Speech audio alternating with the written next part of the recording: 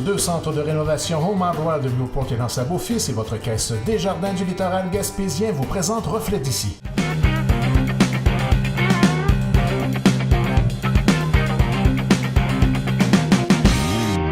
Alors bonjour mesdames et messieurs, bienvenue à la section entrevue de votre émission Reflet d'ici. Aujourd'hui, je rencontre Jean-François Tappe, qui est directeur de course et fondateur des événements Gaspésia. Bonjour. Bonjour. Alors merci de me recevoir ici à l'auberge Coin du Vent. C'est un plaisir. Qui est votre nouveau projet d'ailleurs. Oui, c'est ça. Donc on va commencer en parlant des événements Gaspésia. Tout d'abord, dites-moi, en quoi est-ce que ça consiste? Bien, en fait, l'événement Gaspésia, c'est un organisme non lucratif qu'on a créé il y a 3 ans pour reprendre la mission événementielle que j'ai débuté avec des amis au sein du club Vélocipèque de Gaspé. Donc, il y a 8 ans déjà, on a fondé le Grand Fondo Forillon. Plus tard, on a ajouté le Raid Marathon Gaspésia 100 qui a lieu ici à Percé. On a ajouté le Marathon Gaspésia également. Plus tard, on a ajouté l'Ultra Trail Gaspésia 100. Donc, c'est un organisme non lucratif qu'on a créé pour mettre en place des événements sportifs puis générer un tourisme sportif dans la région. Donc cet été d'ailleurs, il y en a eu plusieurs des événements. Si on y va en ordre chronologique, qu'est-ce qu'il y a eu, qu'est-ce que vous avez mené comme événement cet été? Oui, bien en fait, le premier événement de notre été a été évidemment l'Ultra Trail Gaspésia 100, qui est notre plus gros événement, qui est notre gros événement international aussi, parce qu'il y a quand même 6 nations qui participent à l'Ultra Trail Gaspésia 100 ici à Percé. Donc, c'est tout près de 500 athlètes qu'on a reçus cet été, au tout début de la saison touristique, donc du 15 au 17 juin cette année. Donc, on a des coureurs de sentiers qui ont envahi Percé. Évidemment, l'événement a été un super succès. Ce qu'il y a de particulier avec cet événement-là, c'est que c'est un événement qui offre un parcours de 100 000 en course à pied en sentier. Donc, 100 000, si vous calculez bien, c'est 160 km. Donc, c'est quand même peu commun dans l'univers de la course en sentier au Canada. Au Québec, il y a seulement deux parcours qui proposent des courses de ce niveau-là. Aux États-Unis, il y en a plusieurs. Mais finalement, ça nous permet d'attirer des athlètes de partout dans le monde. Mais on a aussi des parcours de 100 km, des parcours de 54, de 25, de 12, de 5. Donc pour différents publics. Pour différents publics, oui, c'est ça. Différents niveaux de sportifs aussi. Absolument, absolument. Donc ensuite, il y en a eu d'autres. Oui, bien en fait, malheureusement, 2 semaines après, on devait tenir le Grand Fondo Forillon, qui est notre événement le plus vieux, le plus âgé, la muse de la série de courses Gaspésia, si on veut. Puis malheureusement, on a dû, là, cette année, l'annuler parce qu'on considérait qu'il n'y avait pas suffisamment d'inscriptions avec le temps qu'on avait avant l'événement pour pouvoir être en mesure de présenter une expérience intéressante. Alors, on a annulé le Grand Fondo Forillon pour cette année. Puis on a mis le cap tout de suite sur le mois d'août avec le Marathon Gaspésia, qui est notre événement de course à pied sur route, qui lui a lieu à Gaspé, du côté de la plage d'Alderman. Puis cet événement-là, c'est drôle parce que pour un marathon, c'est quand même un petit public qu'on reçoit. On reçoit à peu près 300 participants, une quarantaine de marathoniens seulement. Mais c'est un événement de course à pied qui attire des gens de partout dans le monde. Donc on avait 6 nations également qui étaient représentées au Marathon Gaspésia, contre toute attente, parce qu'on n'a aucune promotion internationale de cet événement-là. Mais c'est justement le fait que, on a l'Ultra Trail qui rayonne beaucoup partout sur la planète, qui fait connaître nos autres événements aussi, puis qui a fait qu'on a accueilli des Autrichiens, des Chinois, des Américains à notre marathon sur la piste cyclable à Gaspé. Alors c'est assez spécial. Puis plus tard, au début du mois de septembre, c'était la 4e édition du Raid Marathon Gaspésia 100. Donc ça, c'est une course de 100 000 également, 160 km, mais en vélo de montagne cette fois-ci, dans le magnifique terrain de jeu qu'on a autour ici à Percé. Puis cet événement-là, lui, ce qu'il a de particulier, c'est que c'est le seul événement de 100 000 à travers le Canada.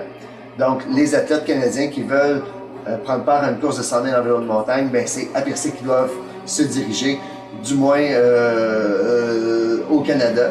Il y a évidemment plein d'événements de 100 000 aux États-Unis, mais au Canada, on est seul, alors on est bien fiers de ça. Puis, c'est un événement qui nous permet d'attirer aussi les meilleurs athlètes de vélo de montagne d'endurance du Canada, puis de plus en plus d'Amérique du Nord, parce qu'on a beaucoup d'Américains qui franchissent la frontière pour venir découvrir notre beau terrain de jeu. Donc, ça fait une grosse série d'événements. Il y en a d'autres à venir aussi, je crois. Oui, en fait, tout au long de l'année, on organise une dizaine d'événements. Donc là, notre prochain est dans la région de Matane. C'est une course à obstacles qui s'appelle l'Octopus Challenge. Donc, c'est au Mont Castor de Matane. On aménage une vingtaine, 20-25 obstacles dans la montagne. Puis le parcours est balisé, puis les gens doivent parcourir l'ensemble du parcours puis franchir l'ensemble des obstacles. Donc, c'est des courses un peu, des courses extrêmes. Oui, si on veut. J'aime pas beaucoup le mot extrême parce que on n'a pas de feu puis on n'a pas de barbelé, rien de tout ça. Je dirais plus que c'est un hybride entre l'hébertisme puis la course en sentier. Okay. Donc, l'hébertisme qu'on aimait tant quand on était enfant, ben là, c'est l'hébertisme pour adultes. En fait, donc avec des obstacles assez importants à franchir. Plus tard, lors du début de la saison hivernale, ben, on a le Nouvel An des enfants à Gaspé, qui est un événement qui s'adresse spécifiquement aux enfants d'âge scolaire et préscolaire. Donc, pour faire une histoire courte avec ça, on loue le pavillon des sports Marcel Bugeaud à Gaspé, les gymnases, puis on transforme ça en une espèce de grosse fête foraine axée sur l'activité physique puis les arts créatifs également. Donc, on souhaite vraiment donner l'occasion aux enfants de découvrir un paquet de façons de bouger et de créer également à travers cet événement-là. Puis plus tard, pendant l'hiver, on a la série Trail Polaire Gaspésia, dont on a tenu une édition ici à Percé pendant le festival l'année passée. Puis avec cet événement-là, ben, on va également jusqu'au Bas-Saint-Laurent, encore une fois à Matane, mais également jusqu'à Saint-Mathieu-de-Riou, dans la MRC des Basques, qui fait 3 pistoles, puis à Pin-Rouge, puis bon, ben, probablement ici également à Percé encore cet hiver. Donc, comment est-ce que vous faites pour attirer des gens de partout dans le monde à vos événements ici en Gaspésie? Écoutez, c'est un peu paradoxal parce qu'on n'a pas vraiment de budget pour y arriver. On n'est pas soutenu par le gouvernement avec des plans de commercialisation à l'étranger, puis la création de vidéos et tout. Alors, chaque participant étranger qu'on parvient à attirer, bien, on le fait de façon pratiquement organique. Alors, c'est sûr qu'on a certaines stratégies pour être visible à l'international. Je pense notamment avec l'Ultra Trail, on est allé se chercher une qualification internationale qui nous permet d'être une course qui est qualificative pour participer à l'Ultra Trail du Mont-Blanc. Donc, évidemment, sur le site de l'Ultra Trail du Mont-Blanc, qui est le plus grand rendez-vous de trail running au monde, ben, les gens le voient qu'ici, à Percé, au Québec, il y a une course qualificative qui permet d'amasser des points pour éventuellement participer à ce rendez-vous-là. Donc, c'est sûr que ça nous donne de la visibilité. On développe des partenariats avec des magazines spécialisés un peu partout dans le monde, surtout en Amérique. Les médias sociaux nous aident beaucoup aussi parce que, évidemment, la plupart des gens pensent que je suis un organisateur d'événements sportifs, mais je suis pas vraiment un organisateur d'événements sportifs. Je suis un organisateur d'événements gaspésiens. Moi, ma priorité, c'est d'utiliser le cadre gaspésien puis de le montrer sous un angle différent, puis de le mettre en valeur sous un angle différent. Puis comme je suis un gars qui aime le sport d'endurance, ben c'est ces médiums-là que j'utilise. Alors, les images qu'on capte pendant nos événements, que nos équipes de photographes, de vidéastes captent également, ben on les utilise de façon très diligente et stratégique par la suite pour mettre en valeur le territoire, puis faire voyager les images. D'ailleurs, en fin de semaine, ici, au camp de base, c'était le Festival international Trail in Motion, qui est un festival de films de course en sentier. On est partenaire national de cette tournée de films-là. Puis on a diffusé pour la première fois notre vidéo promo pour l'année prochaine. Alors, l'an dernier, on a eu 13 000 vues de cette vidéo-là un peu partout dans le monde, puis on était satisfait, évidemment, 13 000 vues. C'était intéressant pour une vidéo que quelqu'un nous fait dans un sous-sol pendant, je sais pas, peut-être une vingtaine d'heures de travail, tu sais. Mais là, cette année, déjà, en 4 jours, elle a été vue plus de 6 000 fois. Alors, c'est excitant, c'est excitant. Mais c'est ça, les médias sociaux nous permet justement d'avoir une personne internationale. Puis évidemment, ben, les images sont spectaculaires. Les images font voyager les gens déjà devant leur ordinateur. Alors, ça leur donne le goût de le mettre dans leur bucket list et de venir éventuellement. Au-delà de l'attrait pour les personnes internationales, en fait, la Gaspésie, on le sait, c'est pas la porte à côté pour beaucoup de gens. Vous générez un grand niveau d'achalandage dans la région lors de vos événements parce qu'il y a des Québécois qui viennent ici, ils ne retournent pas dormir chez eux à Montréal le soir. Non, quel impact est-ce que vos événements peuvent avoir sur la région? Ben, en fait, c'est sûr que l'impact économique demeure quand même modeste, mais l'impact économique par rapport au budget qu'on a pour livrer ces événements-là est vraiment pas gênant. Je regardais... Les gens restent plusieurs nuitées dans la région. Oui, c'est ça. Comme nous, on estime qu'un événement comme l'Ultra Trail Gaspésia 100, selon les données statistiques qu'on a de des participants, du nombre de nuitées qu'ils passent ici, et ainsi de suite, que c'est un événement qui va générer peut-être de 300 000 à 500 000 de retombées économiques pour la région. Puis, le Bas-Saint-Laurent aussi, parce que les gens vont gazer au Bas-Saint-Laurent, vont dormir également au Bas-Saint-Laurent sur leur route pour venir. Alors, c'est un bon montant, mais je pense que c'est un montant qui est d'autant plus spectaculaire que notre budget pour réaliser cet événement-là, c'est à peine 50 000 $. Alors, chaque dollar se traduit en beaucoup, beaucoup de dollars. Alors que des fois, je regarde les retombées des grands événements internationaux, des grands centres. Puis bon, je pense notamment là à certains événements sportifs, qui disent générer des retombées de 2 millions, mais ils ont un budget de 1 million. Alors c'est quand même juste du 1 pour 2. Moi, je pense que nous, on est du 1 pour 7, du 1 pour 8. Alors c'est vraiment pas gênant comme retombée quand on le partage avec nos partenaires par la suite, parce que on fait des miracles avec très peu. Alors on est assez fiers de cette contribution-là au début de la saison touristique, à l'ensemble de la saison touristique. Parce que d'autant plus, nos événements sont situés à l'extérieur de la haute saison. Puis pour nous, c'est super important de se donner ce défi-là supplémentaire. On trouve tout le temps ça le fun de voir 500 coureurs arriver à percer alors que la plupart des commerçants sont encore en train de nettoyer les carreaux de leurs fenêtres, de préparer les premières commandes, et ainsi de suite. C'est le fun, ça incite tout le monde à être prêt plus tôt dans la saison. Ça allonge la saison touristique, autant au début qu'à la fin d'ailleurs. Oui, absolument. C'est ça notre objectif. Vos événements se tiennent dans une large région, quand on pense entre autres dans le Guanatan jusqu'à Percé. Qu'est-ce qui fait que vous avez choisi là, de travailler dans un aussi large territoire? En fait, notre territoire est pas si large que ça, parce que le leitmotiv d'Événements Gaspésia, c'est mettre en valeur le territoire gaspésien. Lors de la saison hivernale, on se rend du côté du Bas-Saint-Laurent, peut-être même cet hiver sur la Côte-Nord avec le trail polaire. Parce qu'au fil des années, on a développé des communautés de coureurs qui proviennent de ces endroits-là, des communautés de sportifs qui viennent de ces communautés-là. Puis la série Trail polaire, en fait, c'est plus une espèce de plan de communication qu'une série d'événements sportifs hivernales. Alors nous, ça nous permet de parler d'autre chose que de nos événements d'été pendant l'hiver. Ça nous permet de pouvoir rencontrer les médias sur cette série-là. Ça nous permet aussi de maintenir le lien avec la communauté locale, la communauté régionale qui participent à nos événements pendant l'été. Alors, c'est un peu pour ça qu'on se rend jusqu'au Bas-Saint-Laurent, parce qu'on considère que le Gaspésie, ça fait partie de l'Est du Québec, puis même la Côte-Nord également.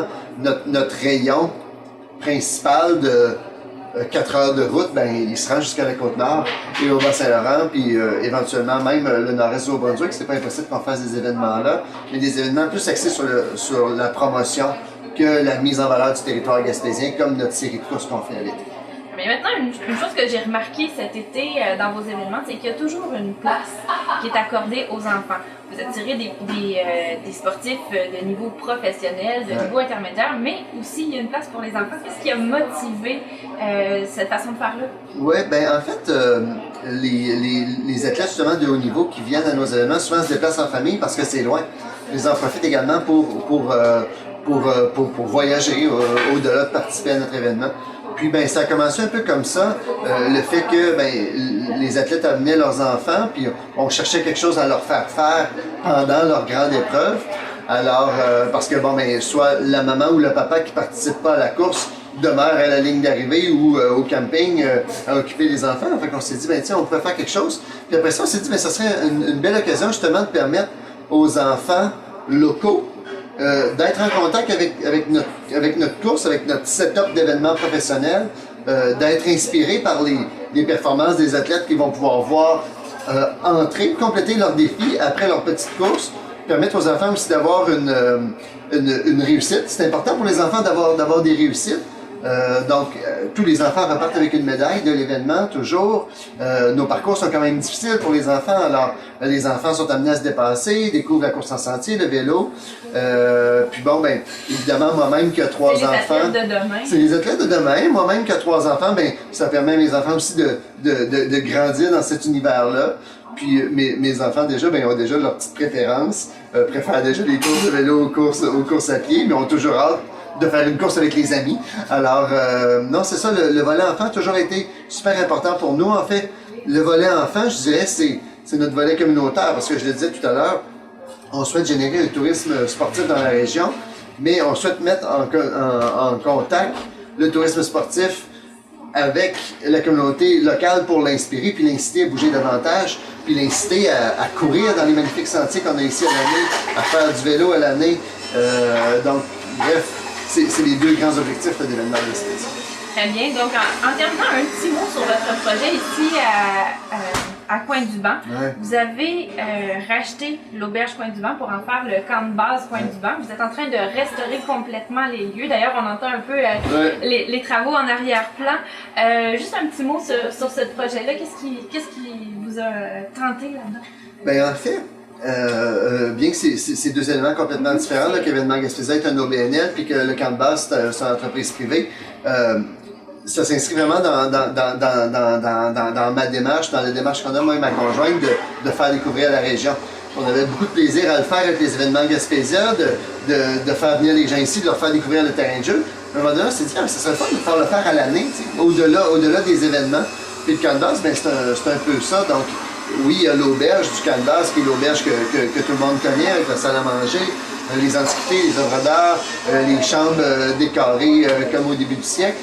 Mais au-delà de ça, on voulait ajouter le volet plein air avec des guides d'aventure pour la pêche au bar rayé, le paddleboard, le fat bike. Cet hiver, on est en train de développer l'escalade de glace, le ski de fond nordique, ainsi de suite. Donc bref, on voulait vraiment créer un lieu où les gens qui aiment jouer dehors allaient jeter l'ancre.